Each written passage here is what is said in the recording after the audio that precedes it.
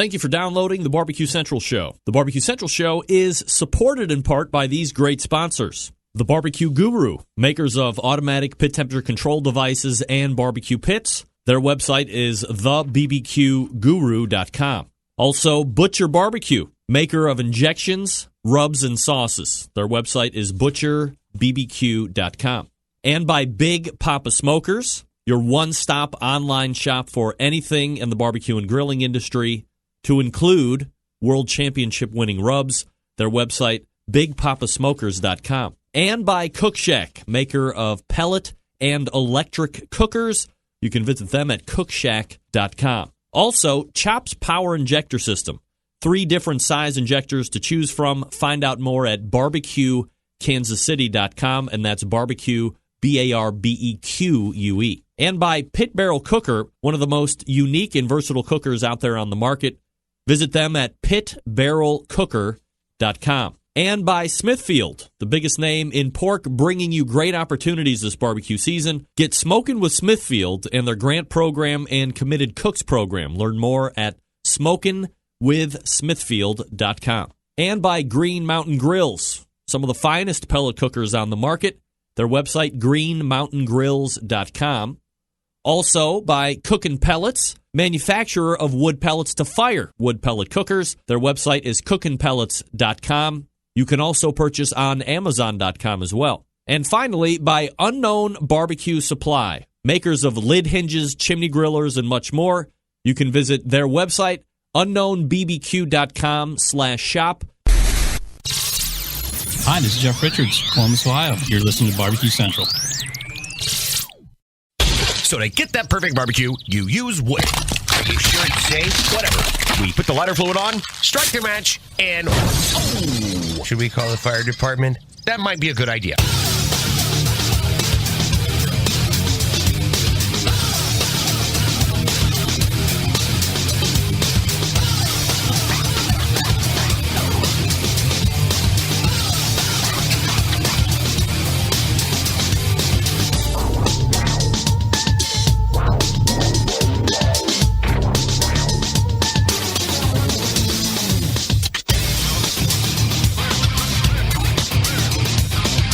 All right, good evening, and welcome to the really big Barbecue Central Show.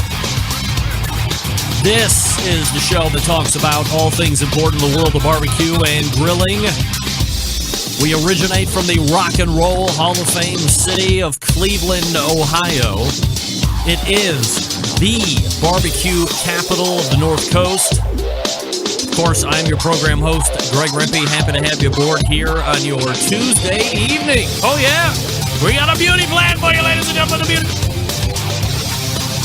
Should you see fit to get in contact with the show this evening, it's a phone call, it's an email, and this is how you do it. You can get in touch with the show by calling 216-220-0966. Email Greg at the BBQCentralShow.com. On the Twitter and Instagrams at BBQ Central Show. Anything else you want to find out about the show can be found at the main website, thebbqcentralshow.com. And here's what's happening in case you didn't get the newsletter. Coming up in about, let's call it 13 minutes from now, the normal third Tuesday of the month guest.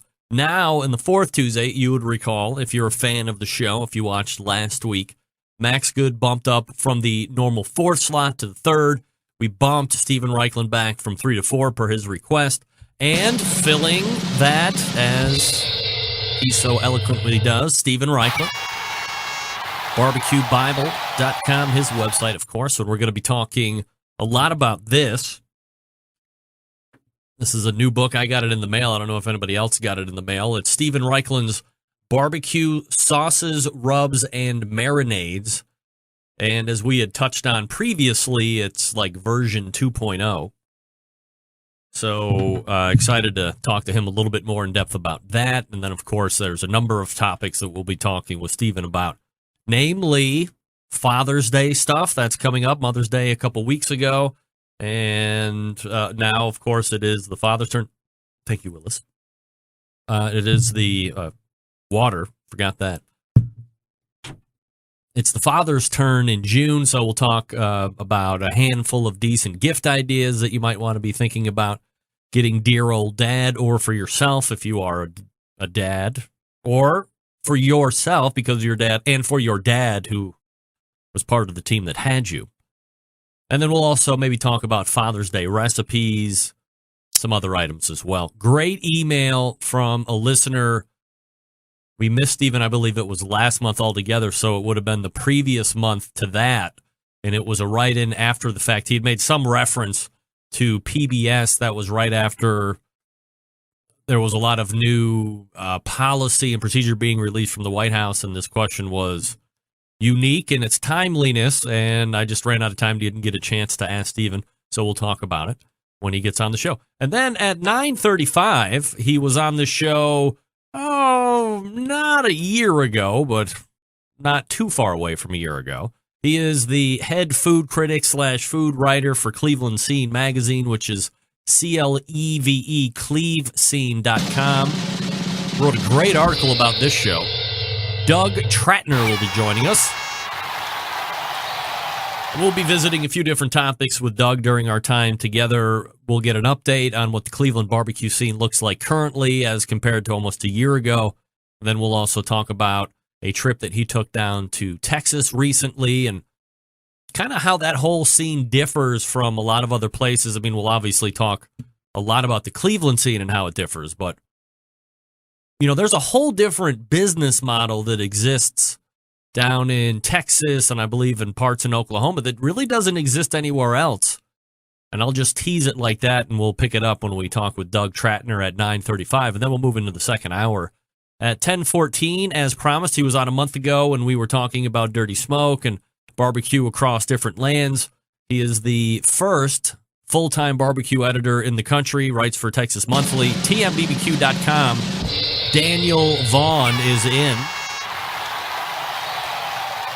And, of course, we will be diving headlong into the recently released, literally hours ago, recently released 50 best barbecue joints in Texas, because he's Texas Monthly's guy.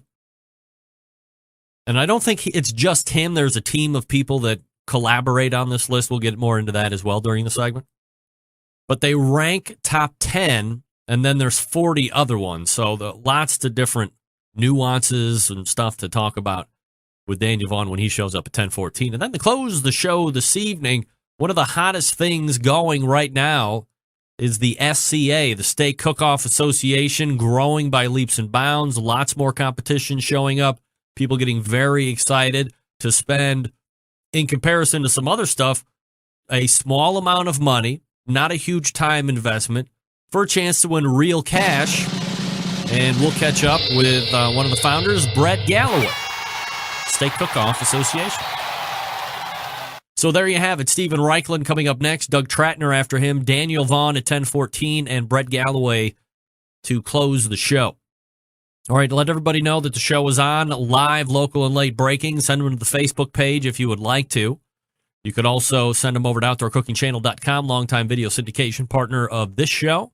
Or you can send them to Roku, have them go to the App Store, download the Outdoor Cooking Channel app, and away you go from there. You can also subscribe to this show on iTunes for replays, or if you just can't catch the show as it airs live on Tuesday. And I do still think that there is some kind of a misconception or disconnect here. This is a live show first that is also happening to be recorded at the same time. So when 99% of you get it, the show has already happened. It's Tuesday from 9 p.m. to 9 to 11 p.m. Eastern Standard Time. It is like a live 2-hour radio show, except it's not on the radio. It is live. It's on the interwebs. So it's actually global. We're globally syndicated here on the Barbecue Central Show. But if you can't make it, you don't miss out. It's being recorded. You subscribe on iTunes or Google Play or any of these other podcast directories, and you can get it and consume it whenever you want, and that's pretty much how most people do it. All right, so if you bothered following this past weekend the Memphis and May cook-off results, I have a feeling you know where I'm about to go with this. And there are those of you who refuse to believe in the Barbecue Central show karma. Why? I have no idea. Over the 9 years of the show, it has proven itself as legitimate time and time again. However, cynics run amok in society. If you need more proof that this is a real thing and that it always happens, it never doesn't work, look no further than last week's show. If you didn't listen to it, go back and check it out. Chris Lilly does the show at 9:35 a week ago. Shows up at Memphis in May this past weekend, wins the pork shoulder category. Notwithstanding that, Melissa Cookston does the show 10:35, the same show, an hour later. She shows up at Memphis in May with Yazoo's Delta Q, wins the whole hog category. Now, moreover, and to really add the exclamation point here as to why the karma is in fact legitimate, cannot be disputed or discredited. Big Bob Gibson's not only wins the pork shoulder category, not only they win their 5th overall Memphis in May World Grand Championship. Please, oh please tell me that if you were on the fence, that if the Barbecue Central show wasn't really a thing, you have to be a believer at this point. 2 guests show up last week. 2 win their respective categories. 1 wins a record-setting, keep in mind, a record-setting 5th Memphis in May Grand Championship. What more proof do you need? Multiple category winners. There can only be 1 grand champion. And I'm sure it had to be desperately close between Chris Lilly and Melissa Cookston on overall grand championship too. Probably fractions separated them. So if you don't believe, you can't not believe. That's what I'm saying. You can't not believe it. It's a thing. It's a thing. All right, folks, let me tell you quickly about Cook Shack, manufacturers of smoker ovens for barbecue lovers with any amount of experience. Whether you barbecue in your backyard, on the competition circuit, or in a 5-star dining facility, Cook Shack has the unit that will do the job. And with a full line of barbecue sauces, spices, pellets, and wood chunks, it's the perfect one-stop shop. Cook Shack strives to be your barbecue resource center by offering cooking classes, online recipes, how-to videos, 2 blogs, smoke and grilling 101s, and a video cooking classroom. Check out their website at cookshack.com or find them on Instagram, Facebook, YouTube, Twitter, Pinterest, and Google+. Get advice or share your passion for barbecue on their world-class barbecue forum. They still have one of those. Cook Shack pellet fire smokers are the choice of champions because they were designed by a champion, Ed Fast Eddie Morin. The FEC 100, PG 1000, always customer favorites. You know, the PG 1000 can actually double as a smoker or a grill. Low and slow or hot and fast, the pellet grill line gives you the most for your money.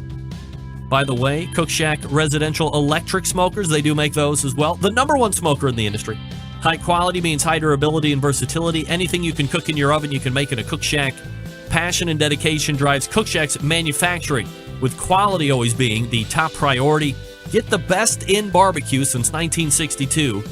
Call 800-423-0698. That's 800-423-0698. And visit the website cookshack.com. By the way, I believe that National Restaurant Association meeting was going on in Chicago at the McCormick Center this past weekend, and they had the pellet-fired commercial pizza oven out there. Saw a video on Instagram. That thing was phenomenal. Very impressive. Good job, guys.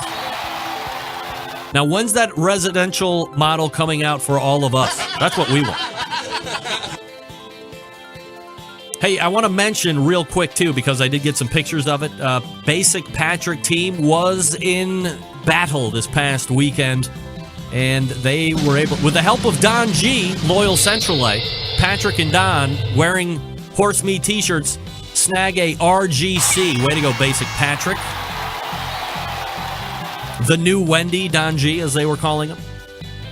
Way to go, guys. Horse meat, karma. Could be a new thing. Could be a new thing. All right, we are back with Stephen Raichlen right after this. Stick around. We'll be right back.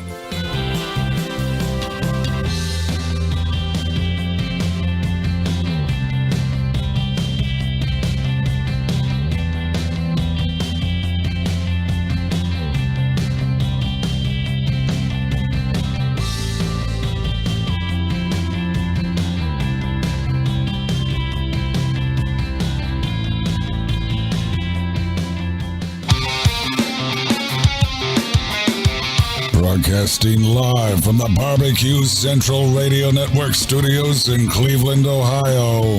You're listening to the BBQ Central Radio Show. Once again, here's your host, Greg Rempe. All right, you love to barbecue, you love to compete, you love to win, do all three with help from Smithfield. Since 1938, Smithfield has been producing high-quality, fresh pork products, and now they invite you to get smoking with Smithfield. If you're a competitive barbecuer, you can join the Committed Cooks program. Members who commit to cooking with premium, hand-trimmed Smithfield fresh pork receive swag and other great gifts. Commit to cooking with Smithfield. See what's going on in the barbecue scene at this website, smokinwithsmithfield.com. That's smokinwithsmithfield.com. I didn't think I fixed that. All right. All right, let's do this. My first guest this evening is normally the third Tuesday guest. This month he shows up as the fourth Tuesday guest, a 2015 Barbecue Hall of Famer, a TV show host, barbecue class cooking instructor, obviously multiple-time author. Let's go ahead and welcome back good friend of the show, potentially under the weather, but he's muscling through it. Stephen Raichlen joining me. Stephen, how are you? Hang on. I'm doing great. Man, you are great. like you are like 6 octaves lower than normal, aren't you? Yeah, I'm sorry. I got a bad cold. Wow. All right. Well, I appreciate you muscling through here, Stephen, and maybe later on we can get some Barry White voiceover work done while we have those golden tones. Always wanted to have a deep voice. There you go. We got it tonight, no doubt. So, Stephen, let's first talk about this little gem right here. It's barbecue sauces, rubs, and marinades. And as we had kind of touched on a couple different points here over the last handful of months, this isn't the very first time this book has seen the general public. This is, I guess, what you would call 2.0 these days to some degree. Yeah, it is. It's funny. I came out with that book in the year 2000. Nice little book. But last year, I kind of took a look at it and realized that a lot of it was dated. Certain restaurants had closed, pitmasters had closed. And in addition, that... Oh, dear. In addition, he gone. Get that big stuff out of here. Let's try again. 2000. That was 17 years ago, by the way. Yeah. By the way, some of you were noticing that there was a change in the background music. We'll get into that. There? Yeah, I'm here, Stephen. How are you? Okay, I'm sorry. Yeah, that's right. Okay, you probably heard none of that. Right? I heard you say that it was released about 17 years ago, and you were looking to potentially update, and then that was it. Right. Well, I mean, after 17 years, the book becomes dated. Certain restaurants close. Pitmasters are no longer. And the tastes 17 years ago are different than what we like today. So completely re-updated the book, added 50 new recipes, took out a lot of the older recipes that I just didn't feel were modern, full color photos throughout. And it's really, writing it felt like writing a new book. So 50 new recipes, but obviously for the ones that, maybe the better question is, like, what percentage of the ones that remain in the book did you go back and tweak for today's flavor profiles or today what's popular kind of thing? I pretty much tweaked all of them. Wow. I mean, whether it was rewriting the head notes or adjusting formulas, but every recipe in that book got tweaked in some way. So you had mentioned just a couple minutes ago that it was like rewriting the whole book again. Yeah. Were there parts of it that you found to be either a lot more exciting than it was the first time you wrote it, or on the other side of the coin, a little bit more arduous than it was the first time you wrote it? No, actually, just exciting. I mean, there are several new techniques that people have come up. One is the reverse marinade, where you put a marinade on after the meat comes off of the grill rather than before it goes on. This was a technique pioneered by my barbecue buddy, Chris Schlesinger, the guy who wrote Thrill of the Grill. And, his point is true, and that is when you marinate a meat in a marinade at the start, the flavors all become blurred together and the marinade only goes so deep. But when you put an after marinade on, it really coats every mouthful of food. Similar technique is the board sauce, which you and I have discussed before, pioneered by Adam Perry Lang. So, these are the kinds of recipes that were really interesting for me to write. So I have not heard of the reverse marinade. Reverse sear, of course, not reverse Sure. marinade. There does seem to be like this. Sometimes it's also called an after marinade.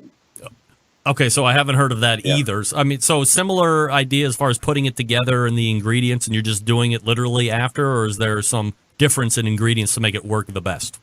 Well, let's take the Thai beef salad, which is sort of a classic, one of my favorite dishes, a classic Raichlen dish. So, old way of making it, you'd make a marinade with fish sauce, lime juice, garlic, cilantro, etc. You'd marinate the meat in that mixture and grill it, and the meat would have some flavor from that marinade. The new way of doing it is you season the meat simply with salt and pepper, grill it, and then slice it, and then the slices go in that after marinade. The meat juices mix with the marinade, the hot meat cooks the marinade a little bit. You get much more flavor on each individual slice, and then the liquid that's left over, the mixture of marinade and meat juices, becomes the dressing for the salad. So in a way, it kind of takes that salad from black and white to Technicolor. Stephen, are you a fan when you're eating steak, since we're talking about it right now, of a room temperature when you eat it, or would you prefer to have it kind of piping hot as it's coming off the grill? Well, I like a hot steak, but I don't eat it piping hot off the grill. I always let it rest for a couple of minutes because the meat relaxes and it will be much juicier than if you eat a steak hot off the grill. Stephen Raichlen joining me here on the show. BBQBible.com, of course, his website. Stephen, aside from the re-release of this book, does your publisher come to you and say, hey, it's time to revamp a book that's 17 years old? Or are you looking at it on the shelf one day and you're thumbing through it and you're like, hey, now that I'm really looking at this thing, great idea and great reference 17 years ago, but now we should really step it up and give it a facelift? Well, to give credit where credit is due, it was actually my publisher's idea to redo the book. It was a happy decision. I'm glad they did it. I mean, books and ideas need to be refreshed from time to time. Typically, especially for you, Stephen, there's like the associated book tour of promotion. Are you going to have a tour that accompanies this? Well, as a matter of fact, at 7 a.m. tomorrow, I'm flying to New York to do 3 days of book tour in New York. And I just hope my voice will sound better by Thursday when I have my television media tour than it does right now. So, if the show goes on. Of course. When you are at a book signing, is there something that you have come to expect from your general public? Do people just want an autograph and maybe share an anecdote and maybe get a picture, or are people a little bit more demanding or inquisitive? Like, what kind of people are you seeing out there? Well, people are incredibly inquisitive, and one thing I've noticed in my 20 years in the business is how much more sophisticated the questions are. People really do possess great knowledge about barbecuing and grilling, and the questions that they ask really make you think. In addition to that, let's see, when I started, of course, there were no cell phones, there were no selfies, anything like that. So, there's a lot of selfie taking now, and that's a new twist on the book tour. I would assume that this book available in the normal haunts online, Amazon, all the book places and so forth? BBQBible.com, Amazon.com, your local bookstore. And actually, I always try and buy any book from the local bookstore because that's an important business to keep in business. Are you surprised, Stephen, that real books are still around? I'm pleased. I guess I'm a little surprised because 2 or 3 years ago, it looked like everything was going to electronic. But, I never adopted the electronic reading habit. I mean, I still like a physical book. And I think more and more people do. Actually, independent bookstores, or those that survived, are doing well, proliferating. And I think the number of percentage of electronic books is actually diminishing in favor of printed books again. Stephen Raichlen joining me here on the show. Stephen, obviously a guy who is well steeped in the live fire cooking industry, usually lends itself to a guy that has a number of cooking implements, and certainly you're famous for that. One of the things that I had seen, I actually have one myself on my back deck, and I know you have one, is this art flame that really seems to be coming up in popularity, especially on social media and so forth. So I guess from myself, who's used it and cooked on it a number of times, wanted to get your take on it. If you think it's, anything new has that associated price tag. I mean, this thing is kind of a work of art. It's heavy. Certainly there's an accompanying price tag, but kind of holding that off to the side. Give me your high-level rundown and evaluation of the art flame and what you like and maybe what you think could be improved. I absolutely love the art flame. I have one at home. We used it on Project Smoke 3, which, by the way, starts airing next week in time for Memorial Day on your local PBS station. For those of your listeners who don't know what it is, imagine a big circle of steel that's a plancha, and in the center of that there's a grill. It's a wood-burning grill.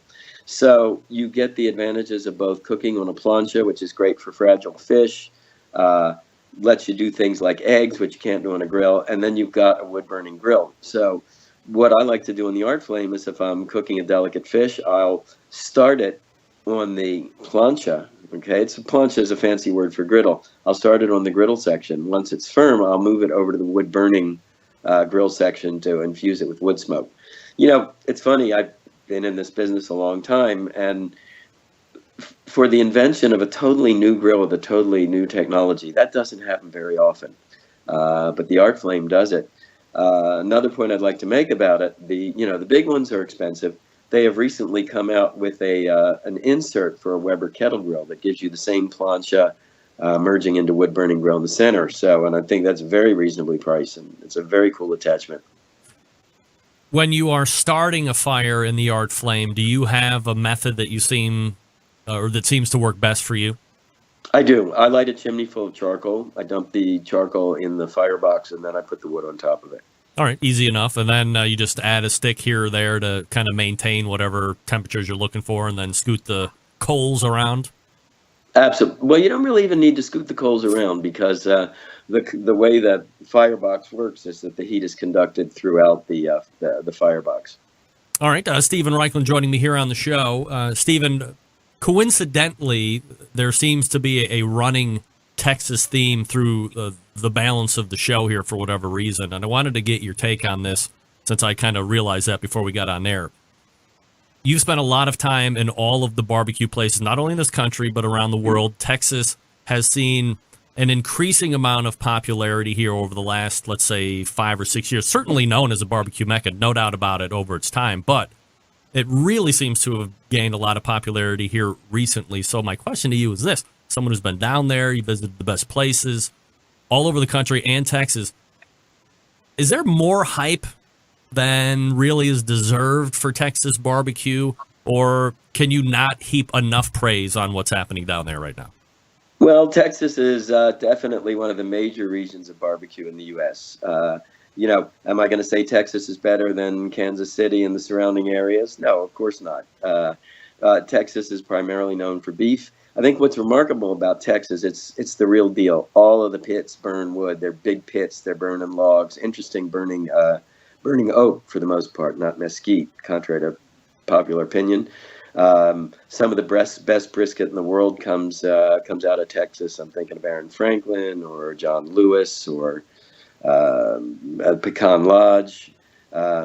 So Texas is undeniably an important place. It's maybe the most pure manifestation of barbecue.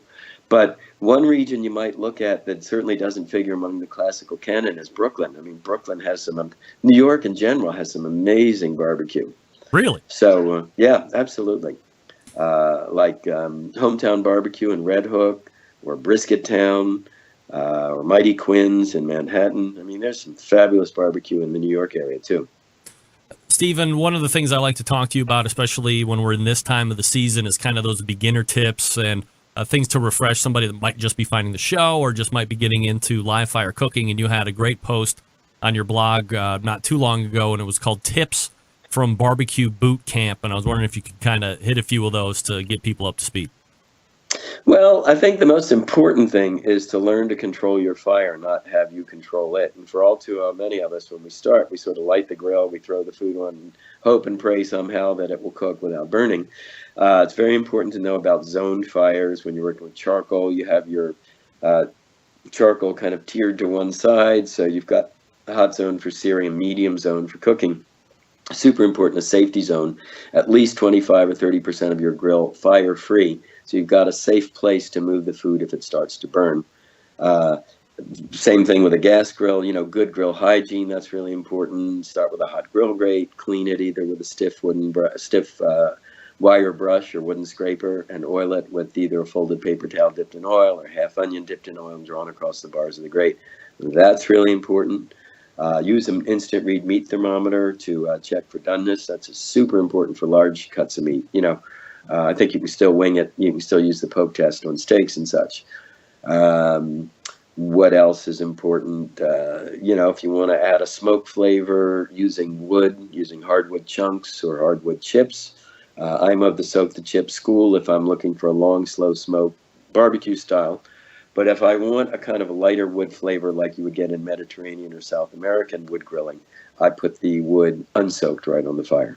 Stephen, would it shock you if I told you that I was doing a news report for a different podcast, somebody else, and 13.3% of Americans use thermometers in order to gauge doneness when it comes to like hamburgers and things like this? Can you believe that it is that low? The majority of people are guessing or feeling.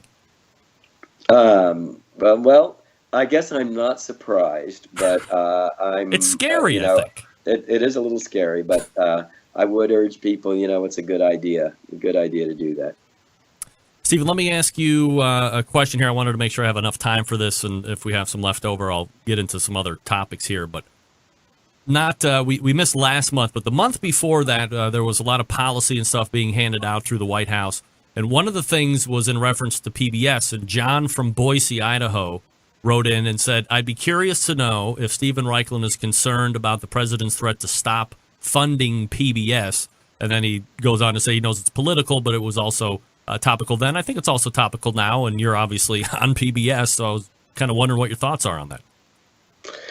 Greg, I am concerned about so much that's coming out of the White House. If you think of what makes a country great and what helps a country grow, the three most important things are education, healthcare, public health, science, a healthy environment. And all of these seem to be on the attack list from the White House. I don't understand why. You can be sure that all of our competitors, China is putting an emphasis on education. China's not cutting funding to public television. The amount of money in question is so laughable. It's a rounding error in the Pentagon budget. I think that thanks to certain parts of the media, people think that public television is sort of 10 or 12% of the American budget. You know what it is? It's 0.001%. It's infinitesimal. The Pentagon, believe me, spends more on paper clips every year. So am I appalled? Yes. Am I nervous? In a funny way, I'm not, because you know what? I do believe that there's goodness in the hearts of Americans, and I do believe that most people recognize the importance of public television. Not only my show, but shows for kids, Big Bird, and I don't think that Americans will let public television fall by the wayside.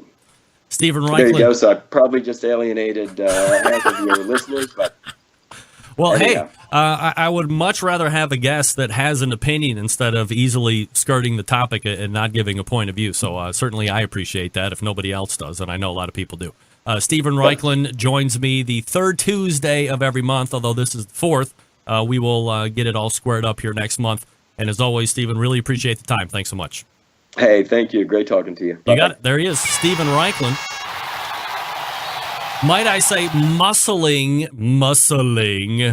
through the cold to do that interview. All guests on the Barbecue Central show appear via the Smithfield Hotline. Yummy.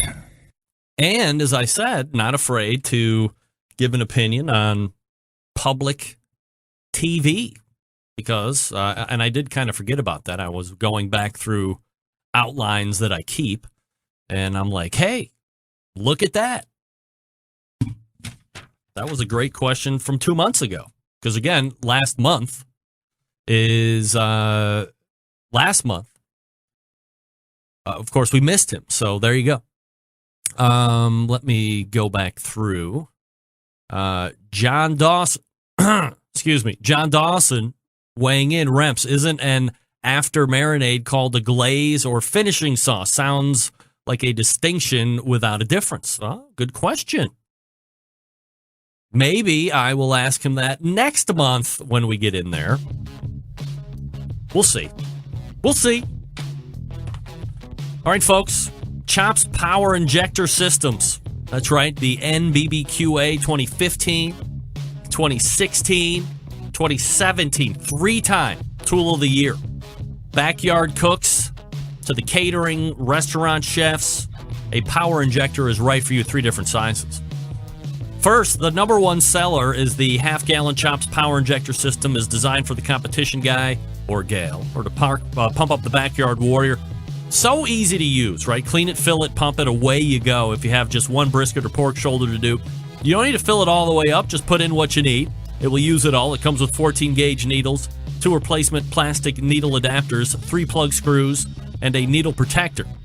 Then you have the 1-gallon Chops Power Injector System. Designed for catering and bigger jobs, it holds double the amount of the injection that the half-gallon holds. That's why they call it the 1-gallon.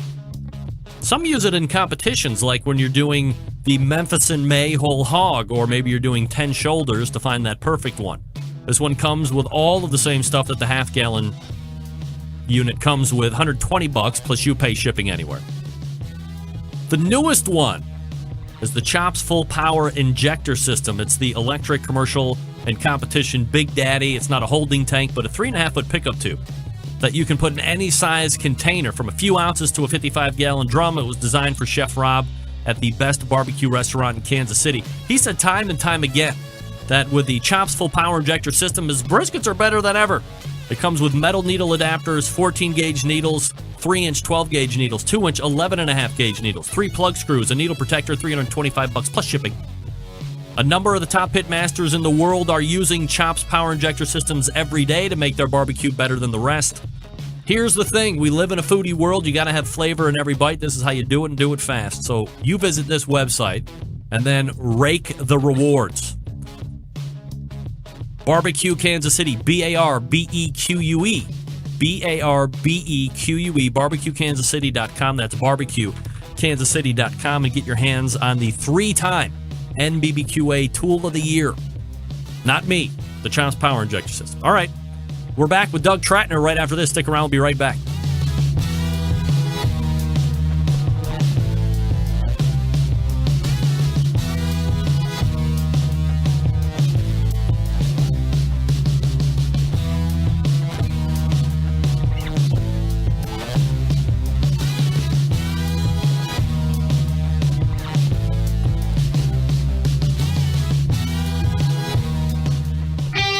Ready to get on the air? Call 216-220-0966. Now, let's get back to the LeBron James of barbecue talk. Greg Rempe. Yeah, speaking of LeBron James, how's that working out? Anybody got a score on that? Hey, folks, this portion of the Barbecue Central show being brought to you by Green Mountain Grills, manufacturers of some of the best pellet cookers out there on the market today. If you're looking for a big cooker to house a lot of food, they got one for you. If you're looking for a medium-sized cooker, they got one for you as well. Also, small to take on those trips or getting ready for tailgate season, whatever the case may be, all you have to do is head on over to greenmountaingrills.com. That's greenmountaingrills.com. I love my Green Mountain Grill. You could love your Green Mountain Grill as well. All right, folks, my next guest is with Cleveland Seed Magazine. He also has helped write a number of best-selling books with his pal, and a guest I would love to have on this show, Michael Simon. He is actually in the process of kind of penning one with him right now, although that's in the distance. And part of that process is learning about barbecue, talking about barbecue, and soaking up all that fatty brisket goodness for books. So without any further ado, let's race over to the hotline. Oh, shit, I just pushed the wrong button. This is what happens when you're a one-man show. Race over the hotline. And welcome back, Doug Trattner, to the show. Doug, how are you, buddy? Look at me. Yeah, sorry. I still had you on pause, everybody. I hear you. You there? I'm just kidding. Here I am. Okay. All right. Well, you got me. I was like, oh, boy, what did I do now? So here's Doug. And as you would recall, it was probably not necessarily a year ago, but almost a year ago. Doug was live in studio. He had done just a fabulous piece on the Barbecue Central show, which he had found only 9 years after the show had actually launched. But that's all right. We talked extensively about the state of Cleveland barbecue back then. And, almost a year later, I'm wondering what your thoughts are of where the Cleveland barbecue scene is now and maybe how it looks here even over the next 6-7 months. Yeah.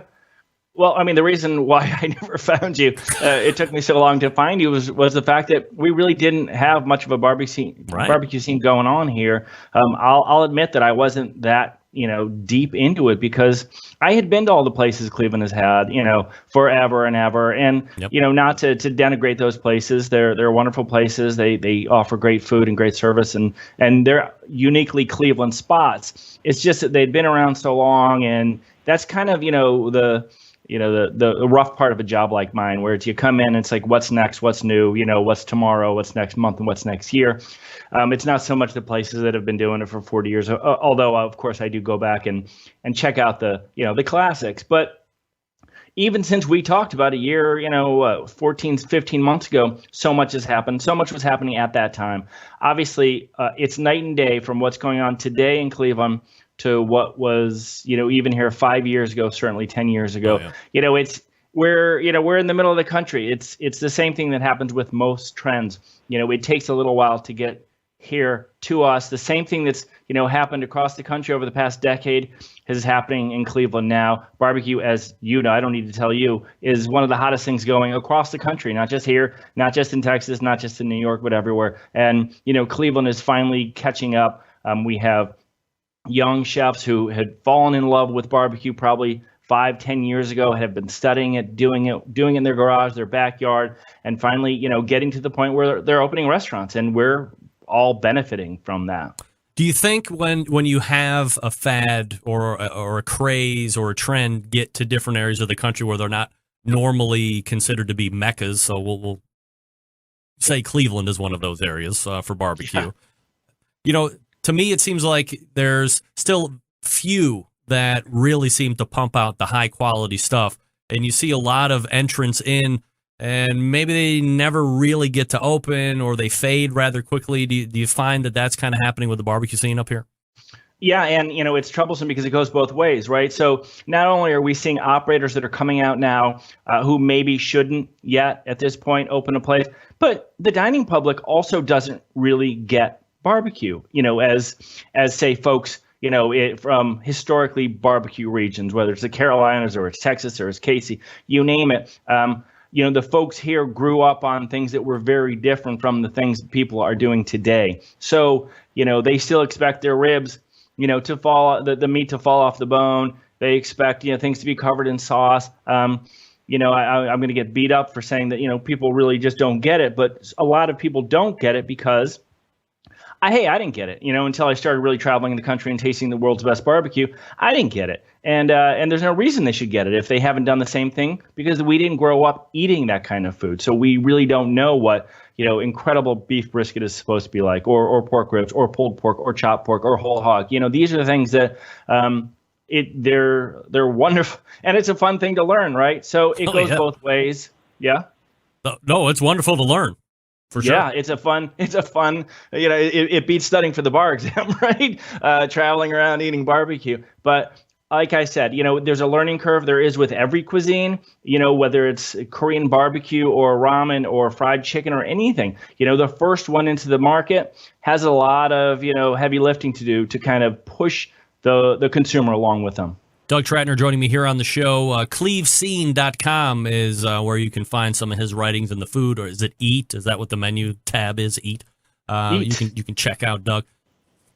You ran down to Texas for a work-related assignment, if you will, and I'm wondering, from somebody who has seen that renaissance that's transpired up here in Cleveland over the last year or so, and then you get down into a place like Texas that has that steep tradition and the majesty and the mystique and all of the adjectives that I could throw out if I could think of all of them. What do you think are like the biggest things that are happening down in Texas right now and that have happened over the history that make it kind of that mecca?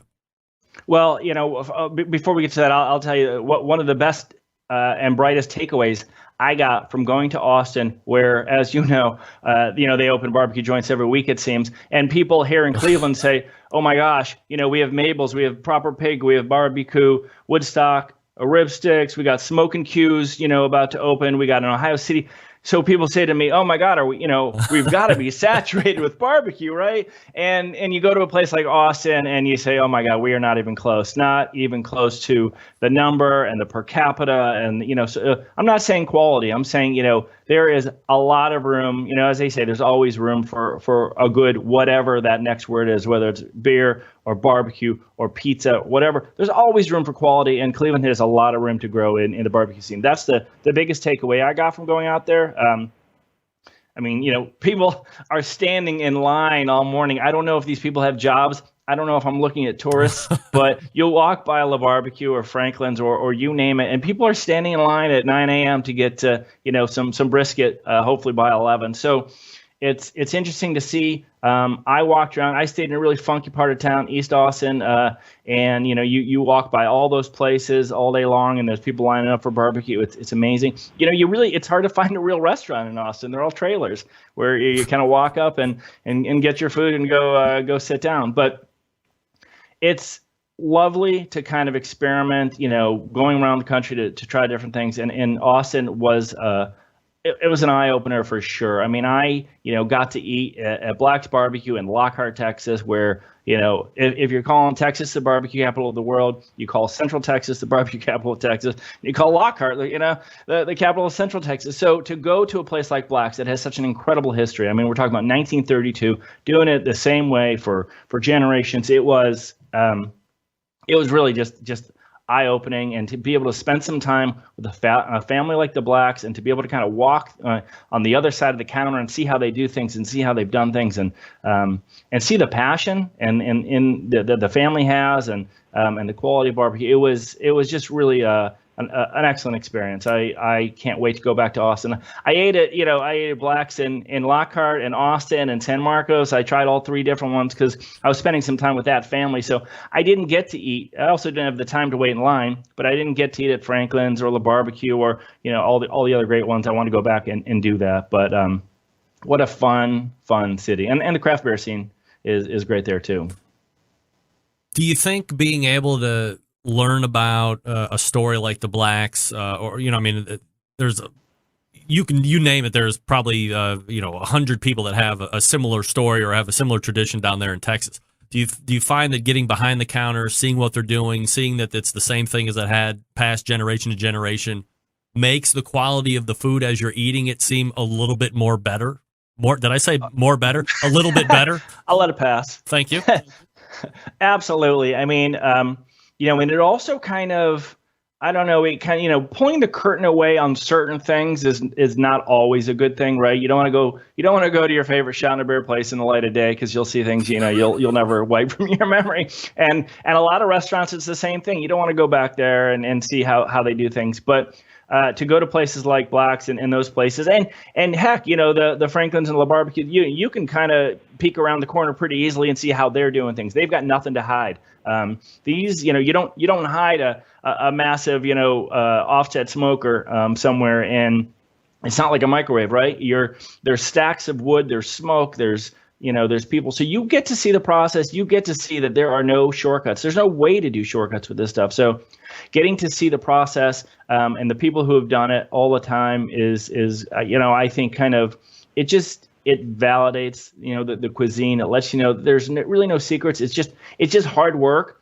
It's experience. It's generations of experience. It's generations of knowledge, passed down. And it's fun to watch. And the amount of time and effort it takes to you walk up to a counter after waiting in line, you get your sandwich. It's an amazing experience for sure. But to see what goes into it is just another few layers, and it gives you respect for all of the folks who do it, wherever they are in the country, whatever they're cooking. It was eye-opening, to say the least. You sound like you are ready to go back down at the first opportunity. No doubt about it. You're pumping me up, for crying out loud. Oh, heck yeah.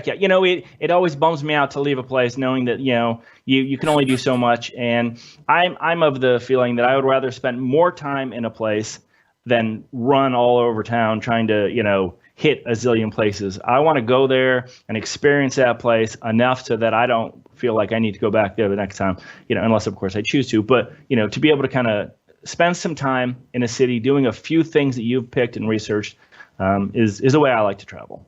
Doug Trattner joining me here on the show. Doug, with a couple minutes that we have left, I like to believe that people are more and more seeking out Cleveland as a destination to hit for vacation, or instead of just blasting right through it at highway speed, they might get off and spend a handful of hours out here.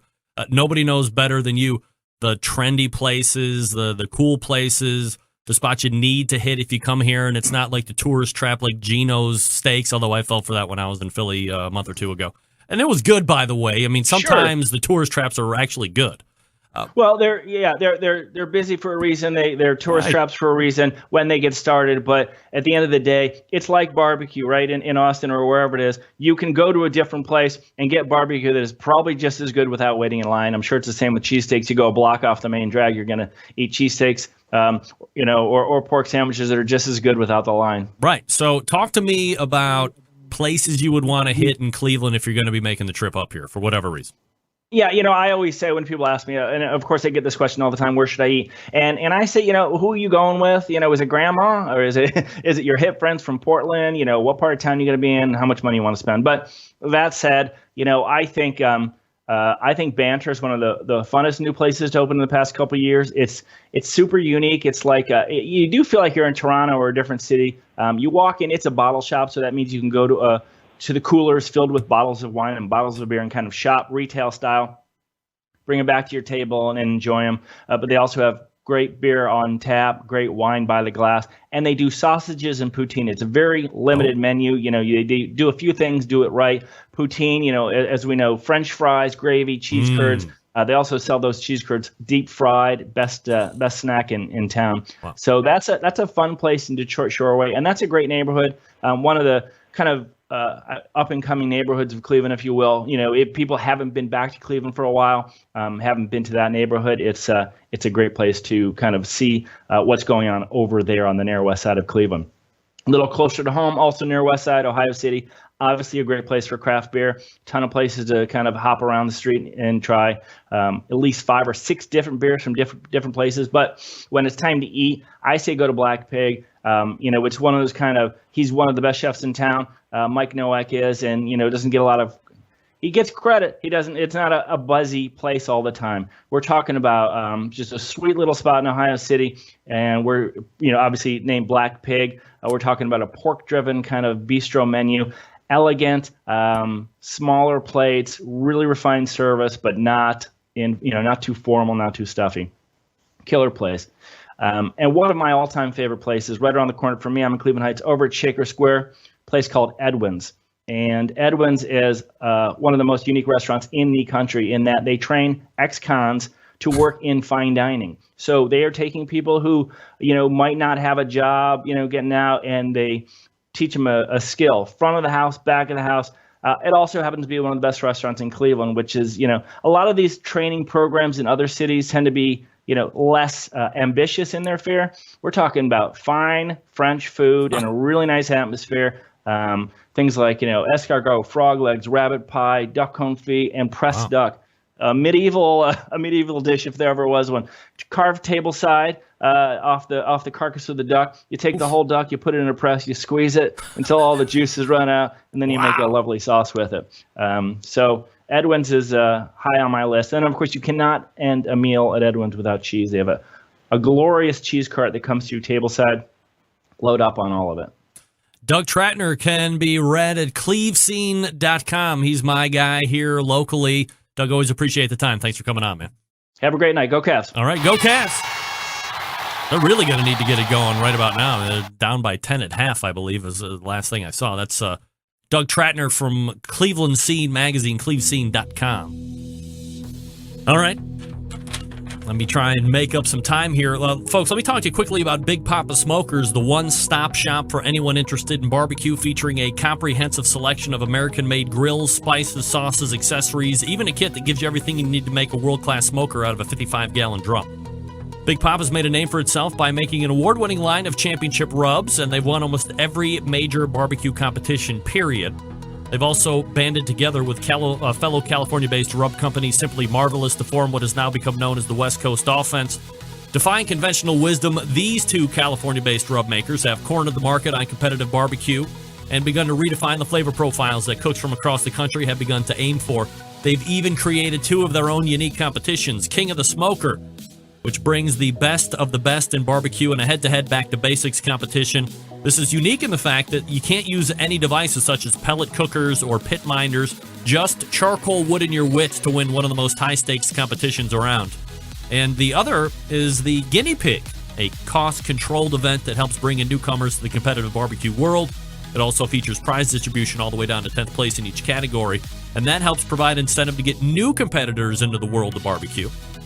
On top of all of that, Big Papa's created their own unique brand ambassador program called the BPS Elite Team, featuring 15 of the best competition teams in the country, working together to promote camaraderie, competition barbecue, and to benefit children's charities across the U.S. Keep in mind, Big Papa Smokers has been able to do all this with only 6 years of being in the business, turning the competition barbecue world on its head, creating their own unique competitions, becoming a staple of a nationwide restaurant chain, and benefiting children's charities across the U.S. Just the beginning for Big Papa Smokers. And again, the website, bigpapasmokers.com. That's bigpapasmokers.com. All right, we are back to wrap up the first hour, coming back and pointing to the second hour. Lots of continued Texas talk in the second hour. That was Doug Trattner, clevescene.com, CLEVE, clevescene.com. And we're back right after this. Stick around.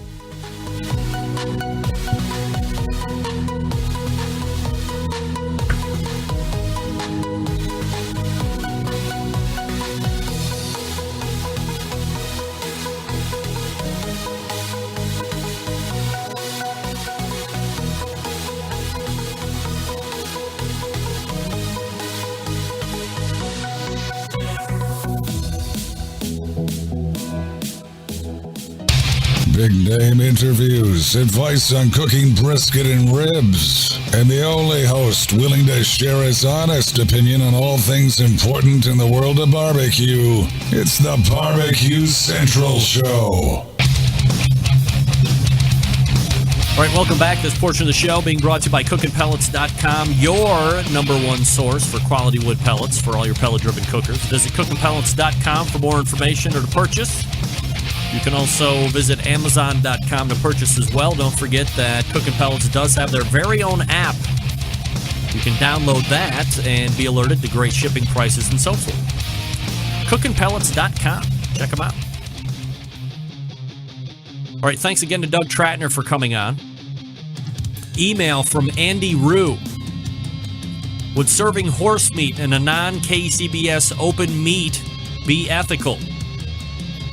Andrew, no. Get that big stuff out of here. Andrew, you can not serve horse meat. Andrew, you are not the Yeah. Remember, while I'm pressing to bring about the conversation of horse meat as a option with the other meats available, it is currently 100% illegal to serve right here in these United States. Let me make that clear. 100% illegal. I would suggest never, ever serving horse meat at a KCBS competition in the open meat section. Is it ethical? that is a completely different conversation that you're going to have to answer on your own. Whenst horse meat becomes legal to consume. Is it ethical? Who's to say? I'm not here to say yes or no. I just want it to be an option, or at least I want to have a discussion for an option. That's what I'm talking about. All right. You heard it here first. Well, I'm getting another. Andrew, I have to believe that maybe that was a trick question. Andrew, you were not being serious. Andrew, you are not the Me, maybe you are. I'm here to tell you that there's a lot of people that probably don't have the first-hand knowledge. Let me backtrack and be completely contradictory. Andrew, if you can find horse meat, who am I to tell you what to do? Get that big stuff out of here. Answer the ethical question on your own. Who am I to tell you? All right, let's wrap up this first hour, and I will see you on the other side. You're listening and watching the Barbecue Central Show right here from the city of Cleveland. We'll be right back.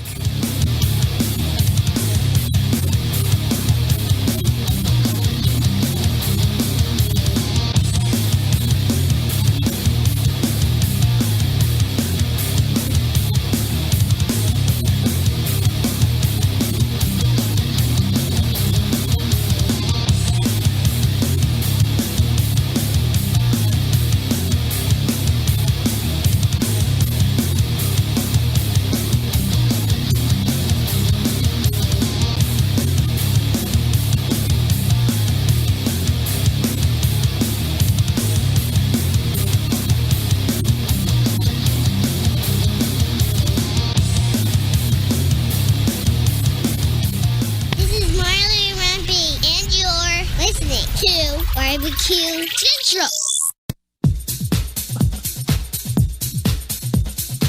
Happy to have you aboard here for the really big barbecue show. Boing. We cook because we have to, and we grill because we want to. Hit me. Fine, how's it going? You have a great show. I'm a big fan. Boing. So what seems to be the problem here? This man looks like he's dead, and he's in the crackle. Charbono! It's all about the charbono, dude! Succulent fish. What? He ate 2 feet or wiener. Oh, listen, Lavernius, shut your face. I'm shaking like a dog shit peach seeds. We have top men working on it right now. Top men. All right, just like that, we are into the second hour.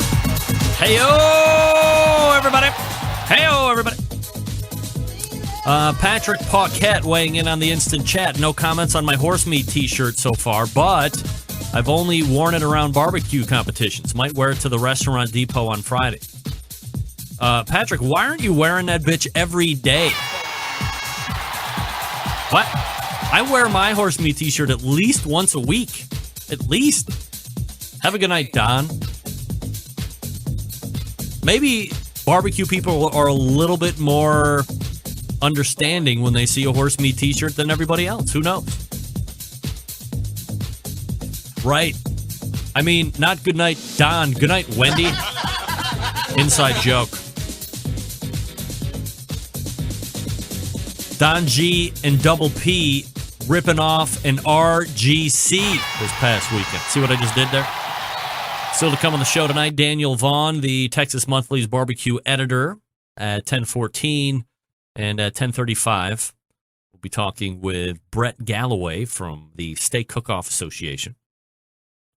The National Pro Barbecue Tour presented by Sam's Club rolled into Marietta, Georgia this past weekend, a local qualifier that sends the top 6 teams to Bartlett, Tennessee regional final on July 1st. And those teams are in specific order. For grand champion with a 697.6, Queuing, Stewing, and Brewing. Taking reserve with a 694.8, FYC Barbecue. Third place, Claude's Q. 4th place, Blind Hog Barbecue. 5th place, Booty Q. Booty Q! And 6th place, Wicked Q. And as I like to give you, the discrepancy between 1 and 6, roughly 9 points. So by and large, a fairly close 1 through 6, although about 3 points separated 1 and 2. So congratulations to those top 6, moving on to the Bartlett, Tennessee regional final on July 1st. The next event at the National Pro Barbecue Tour will be taking place in 2 weeks' time in Laurel, Maryland. So we're off this coming weekend for Memorial Day. They pick up the following week after that. Where did I do with this? As I continue to give you updates on Horse Meat 2017, because that's what this show was all about. I was forwarded this a couple weeks ago. I'm just getting to it now because I had a lot of other horse important stuff to talk about. Not that one horse thing is more important than the next, but I do have to rate them and then disseminate them to the Centralites. This is, if you can believe this, folks, if you can believe it, I'm going to bring it to you live, local, and late break. I will only use his first name, Evan, a Centralite, wrote an English Composition 101 class, Congress lifts horse butchering ban for the good of horses. Folks, a Centralite wrote a term paper on Horse Meat 2017. That's right. And it goes a little something like this. In the November 30th, 2011 article, Abad Santos discusses the decision made by the Obama administration to lift the 5-year-long ban on the practice of butchering horses in the United States that was set in place during the Bush administration. He states that the lift will be beneficial for the U.S. economy as well as the welfare of horses themselves, claiming that the number of animal neglect and abandonment cases would see a huge decrease. I'm 100% behind what this article has to say, aside from the fact that I am a barbecue enthusiast and horse meat is on my bucket list of things to try. Creating jobs, boosting the economy, and proper treatment of animals is something I think we can all get behind. Obviously, the added jobs would be a given with pre-existing facilities calling for extra manpower to keep up with the increase of service, but it would also add business to architects, contractors, plumbers, electricians, and every other trade that goes along in opening up a new commercial building, such as a processing plant. Even once the facility is completed, you have to have people to make sure that things run smoothly, employees on the line, marketing and sales, mechanics to fix and service the machines, even janitorial staff. Hundreds, if not thousands of jobs could be added from the logistics and planning stages of the build to the first load order being filled and ready for delivery. I continue. This is Evan writing his term paper on horse meat. Besides the new jobs from development of new facilities and adding additional staff to pre-existing plants, the lifted ban would help the economy by cutting down foreign outsourcing. Even with the ban of the practice of horse butchering, horse meat itself was not off limits to have, so what did people do? They shipped their equine cargo out of the country, either to Mexico or Canada. That in itself is self-explanatory. Services were sent to other countries before they were unable to be performed here in the United States. The extended travel jumps right into my final point. The welfare of these animals in question, for those who are able to afford to send their animals to a foreign country for processing, are sending animals on long trips in less than ideal travel conditions, overcrowding in trailers to get as many transported in one trip as possible, exposure to extreme heat and cold, lack of food and water. All these issues come to mind when it comes to transport. Let's just say you're going to ship your animal from Lexington, Kentucky to a processing plant in Alberta, Canada. Nonstop, that's 36 hours. However, you must account for traffic as well as U.S. DOT regulations, and state over-the-road semi-truck drivers can only drive for so many hours at a time before having to stop to sleep, eat, and refuel. The 36-hour drive could potentially double, if not triple, during that time. There's no guarantee that the animals are being properly fed or given care at all. Not only that, you do have to account for customs, I believe, because you're going from the United States to Canada. Looking more into the welfare of the animal, the above example is assuming that one can afford to send their animal away to processing. If they happen to get sick or injured, or not being able to afford for the care of that animal anymore, they have to be unable, and they are unable to rehome them. Being euthanized is just as expensive as sending them off to the plant, if not more. That causes owners to abandon and neglect their animals and cause them to suffer long-term due to illness and starvation, as well as a waste of edible meat, which is what I've been saying all along. In conclusion, this is a decision that could possibly have long-term benefits for the United States. As a society, America looks at the consumption of butchering of horses as strange and or weird and exotic, but sometimes those are the solutions that work. Don't be afraid to try something different because you never know what you might like or find success in. Love, Evan. Now, if I'm not mistaken, Evan did earn a B+, I believe, so even way better than Ralphie's Red Ryder BB gun theme, if you will recall.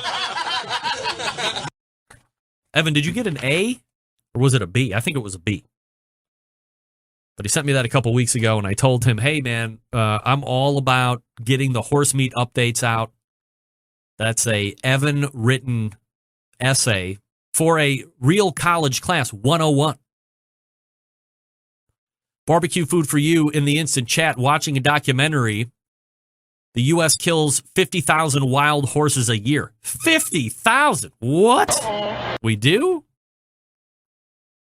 Also, one more piece of horse meat information. Follow-upping. Not only is it more better, but it's follow-upping. Following up on the horse meat scandal at the Pittsburgh restaurant I reported on last week, the FDA sent an official warning letter to the owner, Justin Severino, of the restaurant named Cure in Pittsburgh. Basically, and I'm paraphrasing, the warning says that if they're caught in violation again, the FDA reserves the right to fine and or administer further punishment as they would see fit. Now, I have reached out to Justin to have him come on the show to talk about what the mindset was, if he knew it was illegal, all this stuff, because now he has been officially warned. I don't know if that pretty much prohibits him from ever coming on the show to talk about it. Time will tell, but he has refused to come on the show to talk about it. For now, I'll keep trying. Lastly, and I haven't talked about it in weeks, you would recall that for a number of times, I've been talking about Hall of Fame, Barbecue Hall of Fame. I'm asking, does anybody have an update on where the Barbecue Hall of Fame voting tallies are? Does anybody know if there's been decisions made? Does anybody know who the inducting class is going to be for 2017? Am I on that? Am I? I have sent a number of emails, only to not be answered. So we'll have to see what's happening. Updates to come, hopefully, sooner than later. All right, folks, I'm going to talk to you quickly about Butcher Barbecue. By the way, it looks like it's been weeks. Dave is in the house tonight. Welcome, Dave. Hey, if you're like me, you're thinking of the easiest ways and the best ways to step up the barbecue and grilling game. No better or easier way to do that than by adding Butcher Barbecue to your arsenal. Not just some products, all products. We all know Dave is famous for the injections, the beef injection, the pork injection, the bird boosters, all that good stuff. You have great sauce. You have great rubs to choose from. Steak and brisket rub, honey rub. Then you have the chipotle rub, cherry rub, pecan rub, Dave's secret triple X master blend rub, the sweet barbecue sauce. Who doesn't love that? Great all by itself, good as a base as well. No liquid smoke here, folks. Dave took the time and effort to make a great sauce. You will soon discern on your palate that that's exactly what he did. I always say get a box of 6 because it is going to go fast. I have a house full of women. They love the sauce. That should tell you something.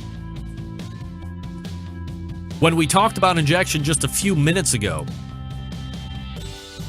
Dave decided, hey, I'm going to take the dumb factor out of it for everybody. I'll make it dumb-proof, stupid-proof, I believe he said on this show. You can get the beef injection and the pork injection pre-made, pre-mixed, all ready to go right in the bottle. All you have to do is shake it, stick your syringe in there, and start injecting away. It's already made, ready to go injection right in the bottle. You don't need to measure. You don't need to do anything water-wise. You don't need to fret about what liquid to put in the powder. None of that. It's already made already. Here we go. Here we go. Head on over to butcherbbq.com. That's butcherbbq.com and stock up right now. Number one. And then as you're getting all of those products, don't forget to check out the grilling oils. One of my favorite products over the last handful of years. Of course, butter flavor is my favorite. It also comes in steakhouse and chipotle flavor. Try all three. You're going to love it. Cleveland just went back on top, everybody. Everybody. Head on over to butcherbbq.com. That's butcherbbq.com. Check out the Stupid Proof products brought to you by Dave Bosk and the good folks over at Butcher Barbecue. We're back right after this with Daniel Vaughn from Texas Monthly. Stick around. Be right back.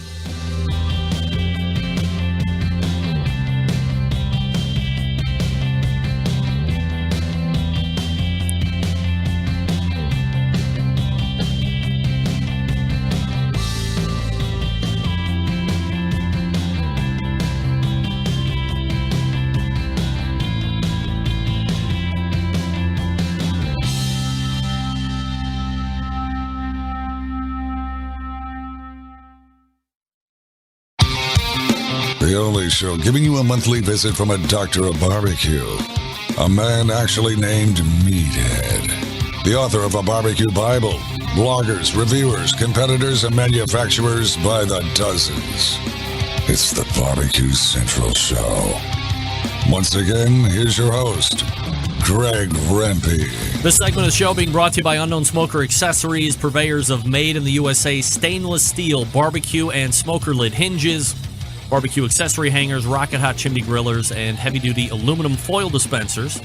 The fine products from Unknown Smoker Accessories keep your gear where it needs to be, at arm's length, ready for battle. By the way, you can get the rocket hot chimney griller over at BigPapaSmokers.com as well. Partnership good doesn't always have to be about competing. Of course, you can still buy all of the other Unknown Smoker accessories at unknownbbq.com/shop. That's unknownbbq.com/shop. All right, my first guest here in the second hour tonight, the very first barbecue editor for a magazine here in this country. You also see him on this show from time to time. And we have some Texas barbecue to talk about. So let's head to the Smithfield Hotline and welcome back friend of the show and barbecue editor for Texas Monthly Magazine, Daniel Vaughn, joining me here on the show. Daniel, how are you, buddy? I'm doing just great. How about you? Absolutely fabulous, Daniel. Always appreciate the time you're giving to the show here. And, let's kind of jump into it headlong. We had teased it last month when we were talking about the top 50 is going to get released here very shortly, and you were going to come on the show and we were going to discuss it a little bit. So, a few days ago or so, the newly revised top 50 barbecue joints in Texas is released. And I guess before we get into the foray of that, who's right, who's wrong, my place got left off, my place made it. Talk to me about the history of the top 50 list. How is it determined, and how often is it updated? Well, first off, of course I'm right. Of course. I mean, I was never questioning you. I was talking about those other schmucks. No. Of course, this is all subjective stuff. But yeah, the list itself, the top 50 list goes back 20 years. So 97 was the first Texas Monthly top 50. We've updated it about every 4 to 5 years since then. I think we're going to keep it every 4 years nowadays because, essentially it really is the Olympics of barbecue. So 4 years just seems appropriate. Also these days, with just how often these places open and how many new great places we're getting, every 4 years seems to be a bit of a stretch too. But getting together this list takes a huge amount of our staff, and it takes us about 6 months to produce it. So if we did it every year, we'd spend half the year doing a top 50 barbecue list. So we've got to spread it out a little more, and I think that builds the anticipation. And when we released it early yesterday morning, the response we've gotten certainly shows that there has been some anticipation. For the other contributors to this, obviously you said you're not going to be able to do it all of yourself. Is this something that people have to go lottery for? I would imagine that this would have to be like one of the best things to have would be a contributor to the 50 top barbecue joints in Texas list. Well, they just have to swear that they will hit all of the places that they need to in their region. So yeah, we bring in about 15 or so folks from our staff. We have a couple of freelancers as well. We all met on Halloween morning. Jimmy Ho was one of the guys he's a blogger here in Texas. He met up with us to go over all the rules and requirements for searching for the top 50. He dressed as Flo in the conference room on Halloween morning.